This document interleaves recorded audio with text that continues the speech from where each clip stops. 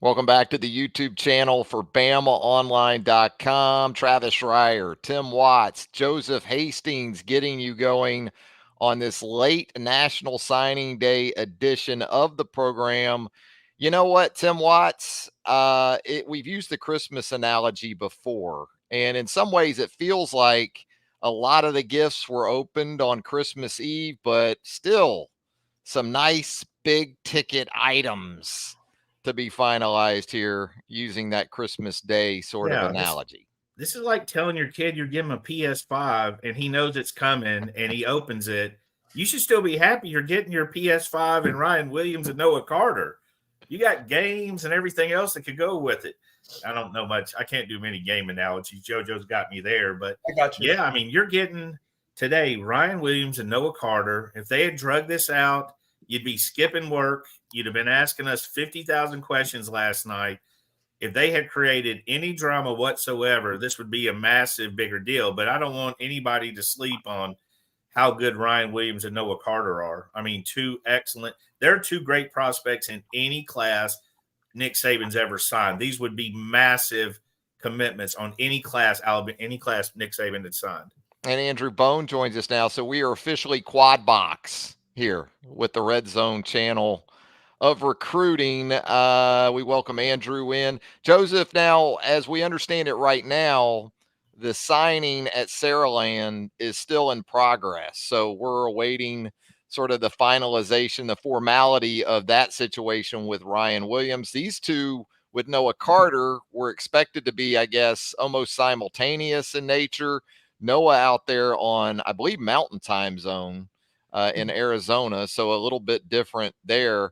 And then, of course, Quentin Reese also expected to be a part of this thing today, too, I guess.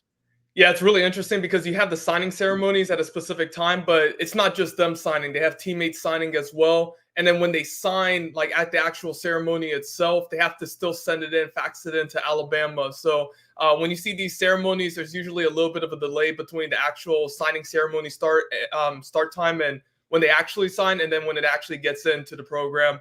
And then it has to be announced officially by the program. So and never forget Trey Sanders. Let me remind you, Trey Sanders had signing day. He signed and he went to a party and he did not send him his letter of intent in. And for 6 or 7 hours, very long hours, we tried to figure out. Now, we were telling him, Andrew and I on different sites at the time, we were telling him, like, hey, relax. He just didn't send it in. He went to the after party. But they're like, yeah, sure. That don't sound right. He wasn't tagged in the offer. We get that. And I don't blame him, but yeah. Hopefully this will be a lot quicker. What was it, about 10:15 at night when it finally came through? Dude, it was late enough. I was very, very angry with Trey. I know. Yeah, Alabama's got those graphics ready, right? I mean, those graphics are ready to drop at any time. Yeah. And, so, Andrew, I guess there's always still a little bit of that anticipation, even when you totally expect things to be done, until you see that tweet, I guess, these days from the program. You're still wondering a little bit. Even then, now it's like, oh, you got these short-term signees that can hop out and go somewhere now. But yeah, I think today we're in a good spot today. I don't think there's going to be much drama. I hope not. I think that we've experienced all the drama for the last 10 years over the course of the last month. So that's been fun, and I think that Alabama should be extremely excited about the guys that are signing today. The guys that stayed on the team, rather than transfer out, especially the guys that had signed back in December, but have not enrolled yet. You had 5 guys that signed in December that will enroll during the summer. All of those guys were able to visit Tuscaloosa on the 27th. That was Kevin Riley, Jay Lindsey, Stephen Bamua. You also had Amari Jefferson and Rico Scott. All those guys kind of came out and said that they were solid with their commitment to Alabama, but they still wanted to meet with the coaching staff. So you still didn't really know 100% until those guys had those sit-down conversations with the staff. And, that happened on the 27th. I think Joseph pretty much spoke to all of those guys. I know I talked to Steve, but, hearing from them, hearing how solid they were after those meetings with the staff, Alabama being able to kind of solidify things with the other guys in the 24 class who are already on campus, outside of two. We talked about Julian Saying and Jameer Grimsley being the only two guys that have left from that 2024 class. Grimsley, one position that you could probably afford to lose, a defensive back, and you still signed three five-star defensive backs in the class with Xavier Brown, Zay Mincy, and then, of course, Jalen Mbakwe. And then, Julian Saying, you lose out on him, but, I think that was probably something that, a lot of people may have expected. He committed to Alabama because of Nick Saban. Alabama new head coach Kalen DeBoer probably thinking, I don't know if this kid is going to 100% stay at Alabama. He might stay through the spring, could easily transfer, but I'm going to protect Alabama moving forward. I'm going to make sure that we have a quarterback that's young, go after somebody that he's been working with over the course of the last year, gets Austin Mack. It was a risk, and Julian Saying ends up transferring, but Alabama's going to be all right at the quarterback position because they've got a great room, and I think they're going to be able to recruit some top guys, especially in this 2025 class. Tim, a lot of times we've associated a quarterback with recruiting momentum, and not just for a current class, but future classes. This almost feels like, though, with Ryan Williams reaffirming to Alabama with Kalen DeBoer taking over from Nick Saban, that it could provide that kind of juice maybe for classes even moving forward. Do you get that sort of feel for this from a wide receiver? But again, a guy of the status of Ryan Williams from a juice perspective. Sure. I think when you look at 2008, you talk about Julio, but man, there was a bunch of guys who were unbelievably talented, right? But what Julio did is what Ryan did. You get a talented player, you get street cred, you had the fear of not just losing him, but I'll say to the end that I thought it was much ado about nothing with Auburn. And obviously, as quick as he came back on board with Kalen DeBoer, I think that's justified to say that. But I think he gives you street cred. He avoids losing that momentum in state. You fight off Texas. And again, any school in the country takes him. He can call them this morning. They're kicking their own son off the team to make room for this guy. That's how good he is. That's how good Ryan Williams. I will say also, it doesn't seem this way, but I think on the flip side, Jalen Mbakwe was every bit as important because you don't want to lose him. He's, again, talented. He's got all that stuff. But you got a Birmingham kid.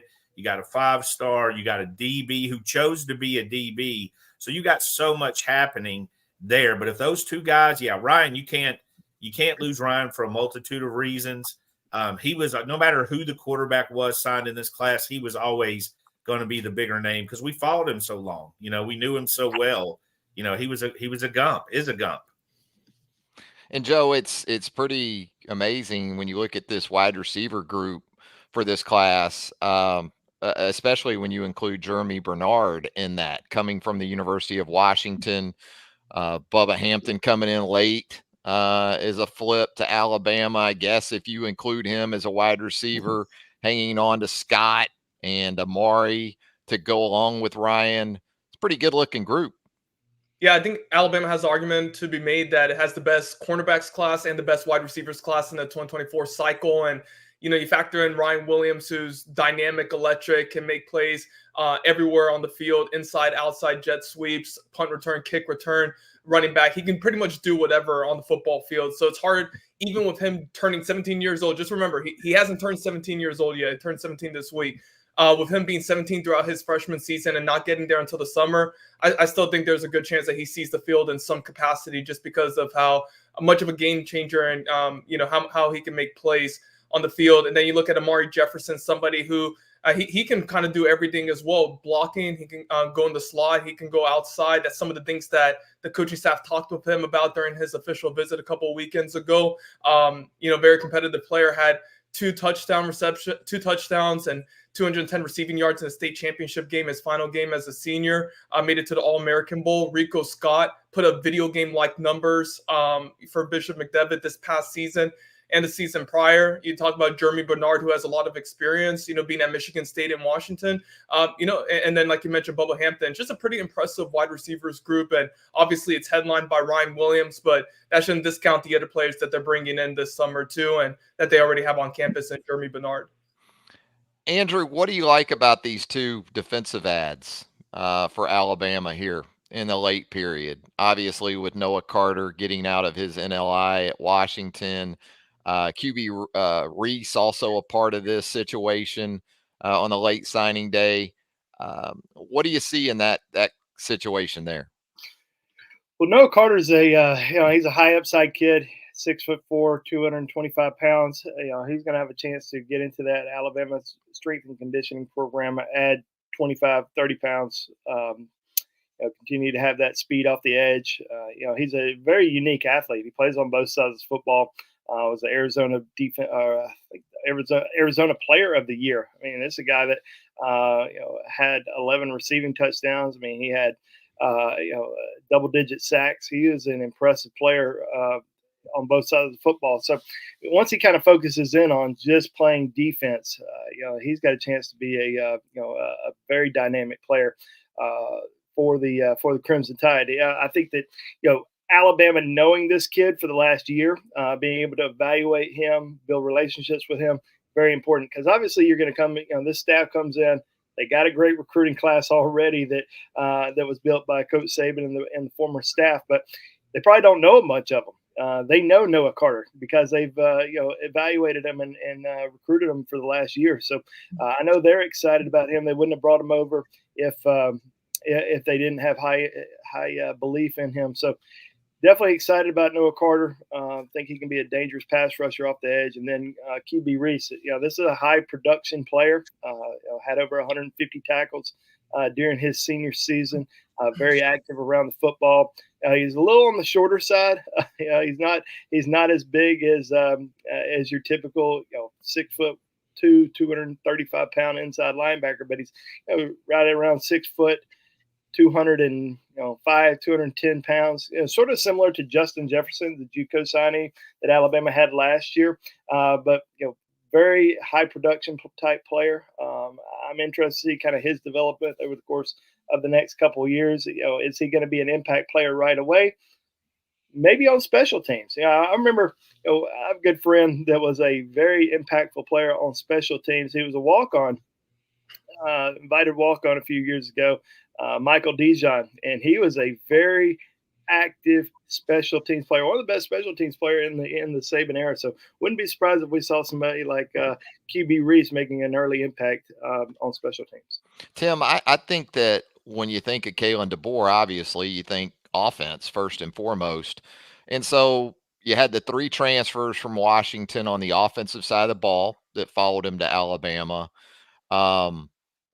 In some ways, Noah Carter, a little bit of a statement on the defensive side that we don't forget about those guys and being able to bring him along after Carter got out of his NLI, because I think we've all seen it. Yeah, the expectation is that DeBoer is going to recruit at a high level and produce at a high level on offense, but there have been, at least on boards and things like that, some early questions about the defensive side under Kalen DeBoer.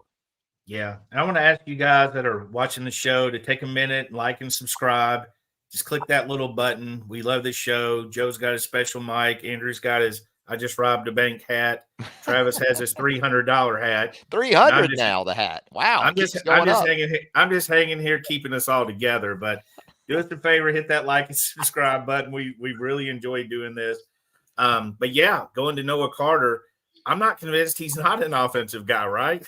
I know. They're putting him on defense, but dude, I'm telling you, those highlight tapes at tight end, the toe tap got me. That's pretty early in the tape. I was like, wait a minute now.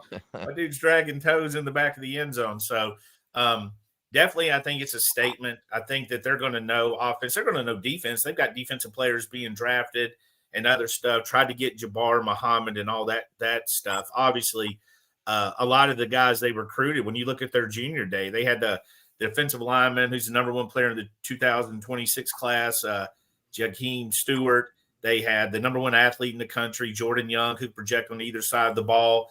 They had a big boy coming over from California. What's his name? Josiah. Yeah, he was coming over. So they've got defensive focus along with Derek Smith from someone who could come in and play on the defensive side of the ball. But yeah, I think that they're going to come in knowing, look, in the South, you can get athletes, and defense starts with athletes, right? A little bit more skilled player on the offensive side of the ball. I also think it's going to be a little bit easier for them to recruit because everybody's going to be looking at their offense and familiar with it. But yeah, Noah Carter, you get that guy again. I've never seen an Alabama recruiting class ever while doing this that Noah Carter wasn't a big signee. I think in every class he would have been a big get. Jimmy James here in the show chat just throwing it out there. Noah Carter reminds me of freshman Harold Perkins. Hey. Go ahead and just put that bar way up there. Yeah, he's got some. We had a couple good comments. He's twitchy though. Yeah, he is twitchy.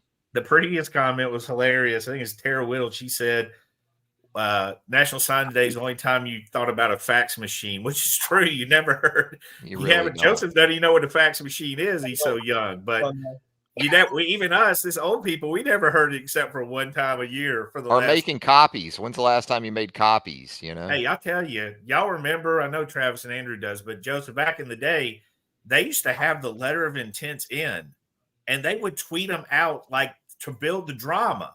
And we'd have to like call people like, is that in? Did you send that in? Because I feel like they're asking me a lot of questions. There was a lot of excitement and gamesmanship at one time.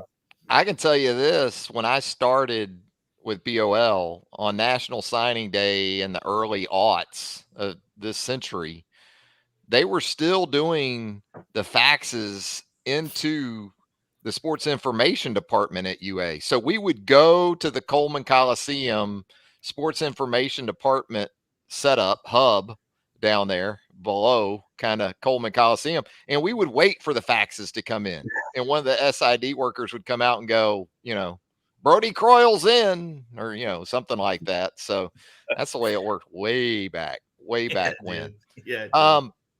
So let me ask you guys, just looking at the balance of this class now with an understanding that transfer portal, everything that goes into that, there is no such thing these days as a set roster. But from a high school recruiting perspective, right, you got to feel like this is kind of what Alabama's going to have going into spring practice, going into the summer months when some summer enrollees arrive.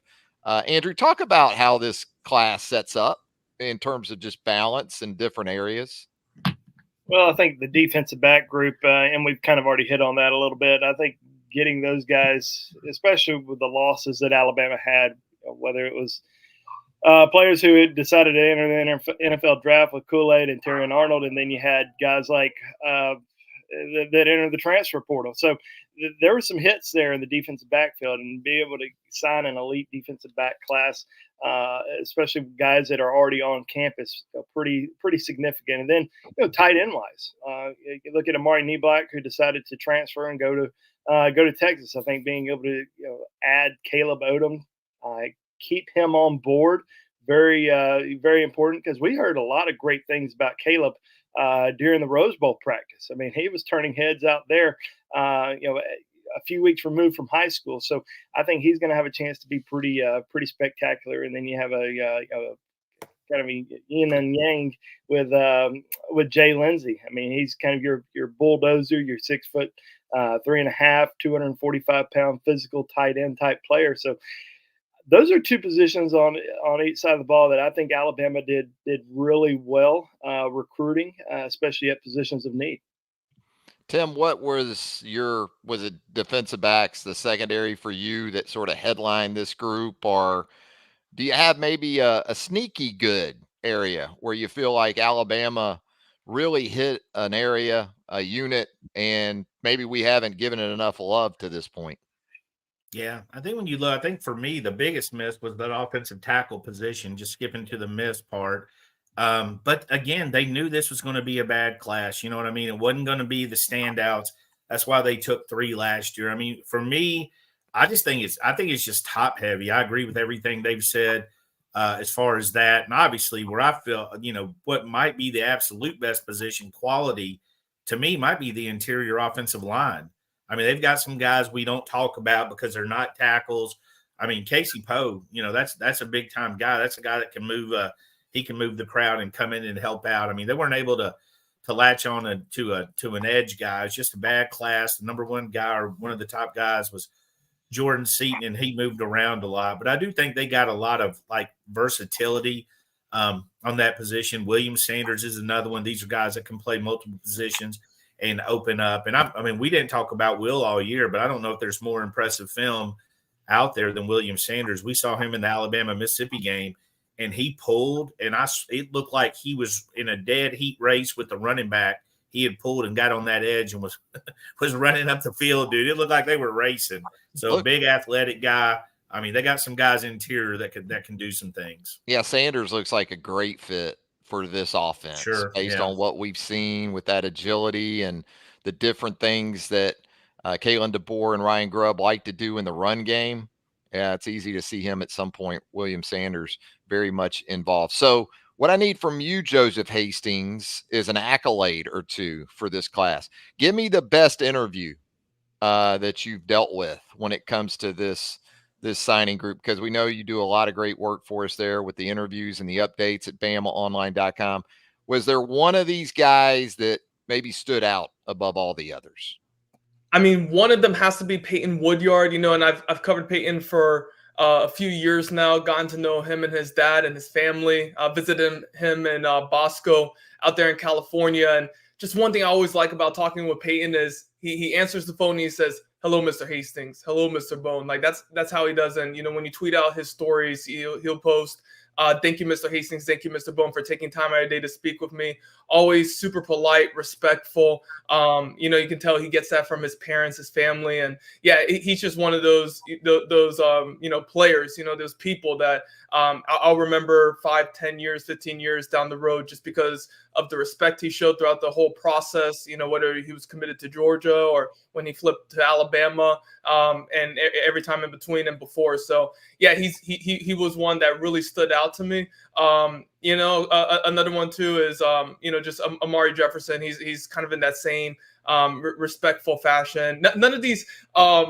these players in Alabama's 2024 class ever said anything crazy or misled us in any way, and was looking for a quote like to make headlines or anything like that. They always kind of gave honest, truthful answers. So I enjoyed speaking with each and every one. Most of these 2024 signees and their family members as well. It's a great class all around. All right, Andrew and Tim, we need the real goods on Ryan Williams. Was there ever a point during this, and I would guess the moment that Nick Saban retired and Ryan subsequently reopened his recruitment, where you felt like he was lost for the Crimson Tide, that he wasn't going to be a part of this class? Because you guys were adamant leading up to Nick Saban's recruitment that he was going to be a part of this class. But when that happened, and in the immediate aftermath, Andrew, I'll start with you. Tim, you follow up, that you felt like, well, this ship may have sailed for Ryan Williams. I think the day it happened, the day Coach Saban retired, it certainly felt like he was lost, that he was going to go somewhere else, do something a little bit not easier, but a little bit more comfortable. Some of these schools had recruited him for a long time. He had relationships with other staffs, and obviously these schools were pushing hard for him and trying to flip him. But leading up until that moment of before Nick Saban retired, I don't think it ever really crossed our mind that he was going to flip. And I don't think it crossed Alabama's mind that he was going to flip. There was always high confidence that he was sticking with that decision. Even when he went, I think he went to Auburn for the Ole Miss game when Alabama was hosting Tennessee that weekend. Everybody was all upset, all up in arms about that. But Ryan had just taken 5 straight visits to Alabama, so he wanted to go see something a little bit different. He did delay his signing until February. A lot of people were hoping he would go ahead and do it in December, but he wanted to enjoy the process. He didn't get to take official visits. He didn't get to go out and really experience anything during the summer. He was in Tuscaloosa the whole summer pretty much. And then once he decided to reclassify, which Tim has mentioned this before, I've mentioned this before, Joe's mentioned it, we've known this for a long time. this wasn't something that got decided in October, as some had tried to make it sound perceived. But he decided this back in the summer, maybe even before that, and he had told us back in the summer, "I am reclassifying. It's a done deal." But we had to keep it quiet all the way up until December. So when December hit, he announces the reclassification. Everybody thought, "Oh, that must be a good sign for Auburn." It wasn't. It was a good sign for Alabama. And but then at the end, he decided he wanted to take some visits, and luckily he decided to cancel those visits after the official to Alabama. So credit to this coaching staff for coming back in and settling him down. I never felt leading up to Saban there was any moment he wasn't going to Alabama. I mean, I'm not sure that kid could have told us in any more plain English words what he felt about Alabama. I love Alabama. My heart. It wasn't just I love Nick Saban. It wasn't just I love Alabama, my home, my best friend, all the guys, all that stuff. He told us 50 times. Some of us wouldn't listen. Some of us wouldn't listen because I think all this was dominoes. Auburn flipped Perry Thompson. Perry Thompson said he was 60-40 when he flipped. So when Auburn started saying they had a chance, everybody said, "Oh, God, they got a chance." They also said they had a chance with Jalen Mbakwe, Beeman, Sterling Dixon. All those guys they just forget about. Nobody mentioned that. So when they went to Ryan, every sign was pointing to Alabama. The guy said, "I'm committed. It's where I want to go. That's where I'm signing. And then I want to take visits. I want to enjoy the process," which he did. He went to Texas A&M for an official. He went to Auburn, a great basketball game. They chanted his name. He got to hang out with Roll Tide Willie. I mean, this guy enjoyed the process considering he's losing a year. But even when Nick Saban retired, for me, it was just like, okay, when he didn't flip, when he decommitted and didn't just commit somewhere else, that's when I thought maybe he's going to hear this staff. And when he decided to hear the staff, I was thinking because I'm looking into Shep, the wide receiver coach. I'm looking into this offense. I'm looking into their wide receivers, and it's absolutely built for Ryan Williams, right? It's built for a wide receiver. So, but I mean, the minute he showed up on campus Monday, 2 days after Kalen DeBoer, I think he told us, "My heart's with Alabama." He showed us. I don't think there was any chance in hindsight at all of him ever not going to Alabama, with the exception of them just hiring, Hannibal Lecter, a guy that tried to eat his thigh or something. You know what I mean? I think Alabama's where he felt the most comfortable and where he loved. Ryan, what was Joseph, what was the vibe that People you get us were confused all picking up? the time. That happens all the time. What was you're a playmaker like Ryan Williams. What was the vibe that you were picking up immediately in the aftermath of Saban's retirement and Ryan opening things back up? Where were you on all that at the time? Yeah, so I actually reflected on the quote that Ryan had given us a couple weeks ago before he decommitted, where he said that he has the best relationships with Alabama's players, not Auburn's, not Texas, not the other contenders in his recruitment. He said it was Alabama's players and the current commits, signees that he had the best relationships with. And so I was really intrigued in seeing, which of those guys ended up staying, and most of that 2024 class, reaffirmed their commitments to Bama, stayed locked in, and the biggest one of them being the aforementioned, we've talked about him before, Jalen Mbakwe, and how big of a recruiter he is. Ryan's talked about that, the impact that Jalen had in his recruitment, and I think Jalen's sticking it through everything. Losing his position coach, losing Nick Saban, the de facto secondary coach for Alabama all these years, DB guru, staying through that throughout this entire process. When Alabama didn't win national championships in back-to-back years during the time of his commitment, I think him staying locked in with the Crimson Tide and pushing for Ryan, ultimately led to me believing, okay, there's a pretty decent chance he gets back in the fold. And like Tim said, he was on campus a few days, later, so it wasn't that long of a time period. But where we were wondering, what that interest level is in Alabama, him returning to Tuscaloosa so quickly, taking that official visit, and then he wrapped things up after that. And you just have to kind of, give him a lot of praise with canceling those official visits to Texas and Auburn. He deserved the right to take official visits to whatever schools he wanted to choose to go to.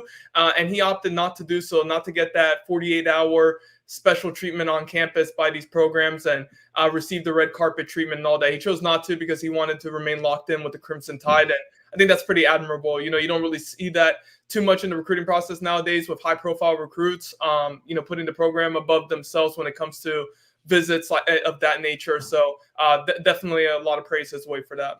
And guys, I'm guessing like myself, your phone and social media timelines are telling you that Ryan Williams has in fact made it official at the Saraland signing ceremony. Ryan Williams. Not everybody will believe that. I'm just telling you. I'm just saying there's some that will not believe it. 50-50. Yes. Oh, how about Andrew and Tim? I like. No, not Andrew. He'll believe it. Yeah. Look at his hat. He'll believe anything. Andrew will believe anything in that hat. Andrew, man. Why do you got to catch a stray on a good day like that? I have friends that wear the plain hat. It's literally the bank robber hat, nondescript. He's the nondescript white male, 5'10". It's the Point Break hat. He's every dude they're looking for. It's the best, most expensive hat I've ever worn. Andrew's literally the guy everybody's looking for right now. Don't worry about it, Andrew. In about 2 weeks, that hat will be up to $300, according to Tim. If I can get me one of those BamaOnLine hats. I'm just saying, if somebody robbed a bank in Homewood and they describe them, it is nondescript white male, 5'10", black hat. Look, that's Shrimp Bayless says it's an undercover. That's my see. Shrimp gets it. And Leonardo DiCaprio. And what was the movie based in Boston where he was The Departed? The Departed. That was kind of the hat he wore. And he was an undercover. Good call. It's a good call. Good call. Andrew's 5-0. He's right now telling on all of us. Our recruiting predictions. Tara says, Andrew, you have to tell us if you're a cop. So you have to disclose that. When we were kids, they always said that. All right, now I hand you this time back. First, tell me if you're a cop. I think Joseph. When you look at this quad box, Joseph really looks to be the only reputable individual. Joseph doesn't remember when selling weed. He's the only guy I would trust looking at this quad box is Joseph. I've got the On3 shirt on, I've got the microphone. He's got the 70s microphone. I'm surprised that's not like bobbing in over his head like in a bad movie. We can set that up next time. All right, so with Ryan Williams done, we're waiting on Noah Carter. Again, you're waiting on those. Noah's done. It's done. Well, he was he was released from his NLI, and I guess it was a different process, Andrew, for him. Different process. Well, he was released from his NLI, but he still had to sign today, which his mother texted me a few minutes ago and said that he was signed. I guess Alabama. Well, thanks for the update. When were you going to give us that? We like to wait until Alabama announces. Okay, all right. You know how those cops are. He wants to keep things to himself, like keep that investigation to himself, and keep that top secret info. Yeah. I'm trying to run the point here with Manute Bowl running the wing. I'm trying to get Joseph's story. That's what I'm trying to do, Tim. Right, hey, Joseph has a great story on BamaOnLine right now, so go check it out. Interview with Noah Carter's father about the whole. There you go. So do it. I'm in the process of getting that on the front page. All right. Well, if you need to dip out, we're not going to impede. No, I'm saying your efforts for the website. I got to figure out his setup where he can't work while looking forward. I told him he needed to clear his ears. If we're getting this again, his profile picture for the police. So Tim, what are we looking to next? I guess you're going to have spring practice coming up, and then some more junior day type events in the future. Yeah, I think we're looking at junior day in March, at least one. April is going to bring the A-Day game. I don't know about y'all, but I am incredibly excited. The last time I was pretty excited about an A-Day was Bryce Young's freshman year with Mac Jones. I wanted to see that battle and how that turned out. But this year I want to see everything, right, on offense. I want to see everything, every play, not to mention the guys we haven't seen that we know are talented. Justice Haynes is enough for me to turn in. So you get that. And then we get the portal in, portal out. We're going to be who's not a good fit at Bama and who do we need to replace that non-fit. These things go both ways. I think we're going to have a lot, and then hopefully a quiet May. And then June, we will go to camps and see how they stack up against the former Alabama staff. Camps and official visits. Yeah.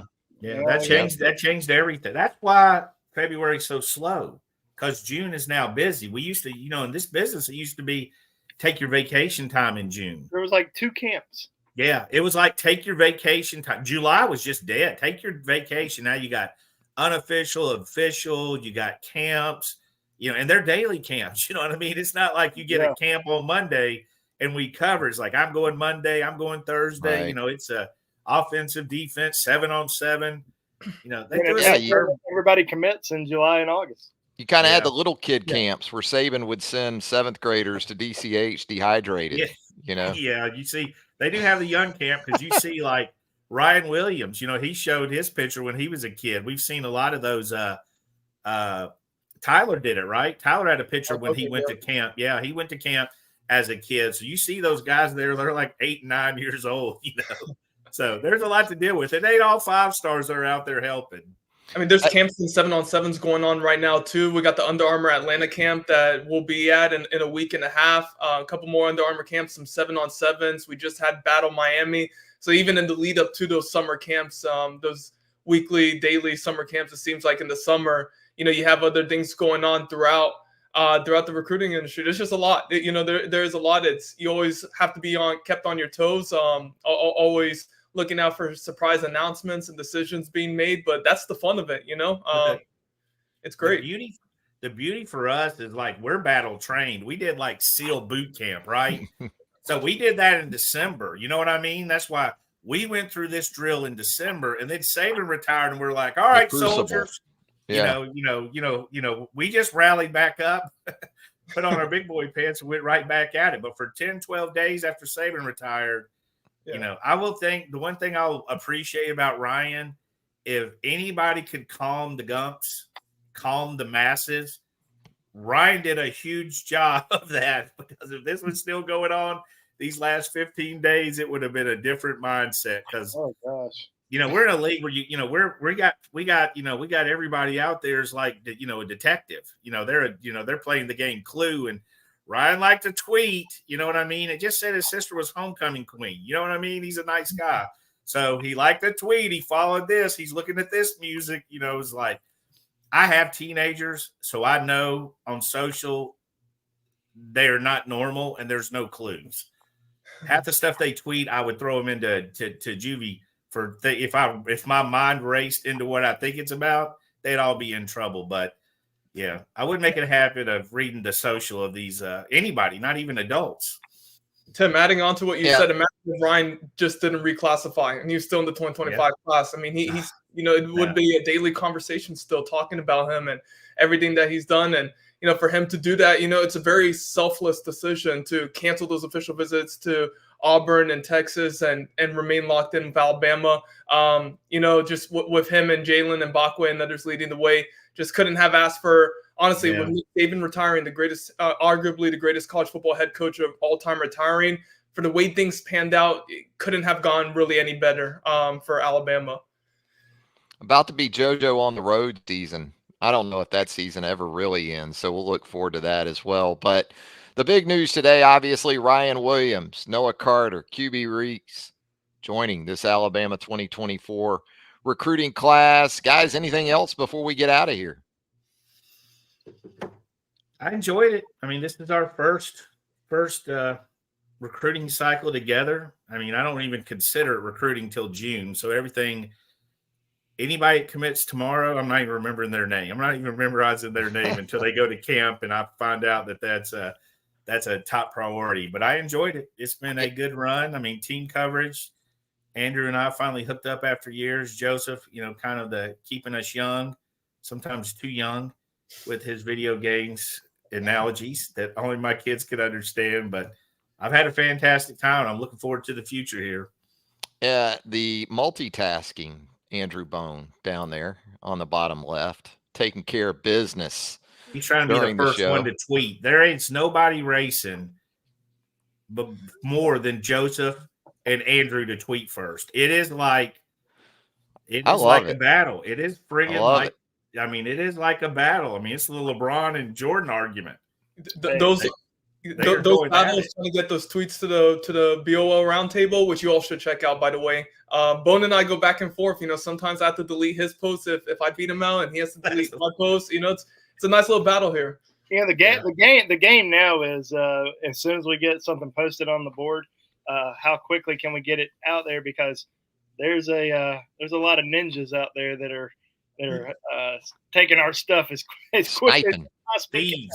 And tweeting it out there as their own. So we've had to send a few messages out there, of course, the last month. But sometimes it's just the excitement of the news. That's often what it is. Sometimes it's just guys completely faking what they are. Yeah. So no, this has been a weird cycle. I mean, the ups and downs, the NIL, the transfer portal, Nick Saban retirement. I mean, we've been in this business for a long time. Fortunately, we hadn't had to go through too many coaching changes, especially Tim and I. I mean, we've both been in this over 20 years and haven't really experienced what we experienced, last month to this point. So that's been fun. But looking forward to 2025. It's going to be Coach DeBoer's class now. What's he going to be able to do? How's he going to upset somebody in the Alabama fan base thinking, oh, that's not how Nick Saban would have done it? But guess what? This is how Coach DeBoer is going to do it, and it's going to be a fun ride. If he wants to rip that Band-Aid off, just wear white helmets in the season opener. It can only go up from that moment, right? Wear all white. Wear all white against Wisconsin. I don't know. Now we're getting because Wisconsin will probably be in white helmets. That we might. Thank you, Tara. We appreciate that too. Well, thank you. Mm-hmm. The all white. I'm not sure he'd have to. I think he'd have to leave the state. Yeah, it's still a little too early to get into the white helmet thing. We need to save that, Tim, for we're after spring practice. We got some time to fill, so we'll save that one for. Well, we're arguing about the new Coleman filling the fixing Coleman or a big basketball game tonight, right? Absolutely, Alabama at Auburn tonight. Huge game. SEC, NCAA tournament implications. Yeah, it's going to be a fun one. I love this rivalry. You know what happened the last time? Bama and Auburn played basketball, right? Oh gosh, Ryan Williams was there, wasn't he? Yeah, he committed that night. I remember Roll Tide Willie there. I didn't remember Ryan went. No, he didn't go. You're right. Willie was at Ryan's signing day ceremony today. Roll Tide Willie has a corner office in the Malmore complex at this point. That's why they cleaned out Saban's office. Willie wanted different furniture in there. He and Cedric there. What do you think Saban's going to say when he shows back up at the facility and sees working up there with his shoes off on his desk? Oh, wow. He'll hug him. Where you been, Coach? It's going to be the new co-chairs of the NIL. Initiative. Roll Tide Willie and Nick Saban. All y'all needed was me to reel Ryan back in. There you go. That's it. All right, guys. Been a lot of fun. Going to have a lot of good stuff right there at BamaOnLine.com. Tim Watts, Andrew Bone, Joseph Hastings. No one better than this trio right here when it comes to recruiting coverage and the Crimson Tide. For those three and myself, thanks for joining us right here on the YouTube home for BamaOnLine.com. And until next time, so long, everybody.